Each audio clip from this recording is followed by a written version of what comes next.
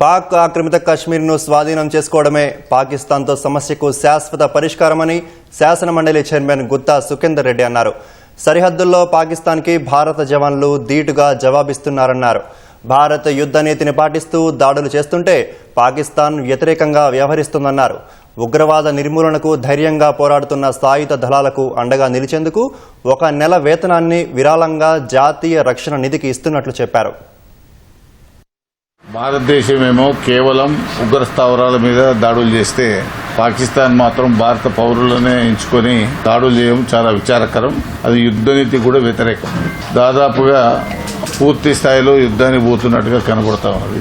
ఏది ఏమైనా సరే భారత ప్రభుత్వం తీసుకునే ప్రతి చర్యను రాజకీయాలకు అతీతంగా అన్ని పార్టీల వారు ప్రతి పౌరుడి యొక్క బాధ్యతగా ప్రభుత్వానికి అండగా నిలుస్తూ టెర్రరిజాన్ని తుదిముట్టించడానికి పీఓకేను స్వాధీనం చేసుకుని భవిష్యత్తులో పాకిస్తాన్ ప్రేరేపిత ఉగ్రవాదాన్ని సంపూర్ణ స్థాయిలో అణిచివేయాల్సినటువంటి అవసరం ఉంది.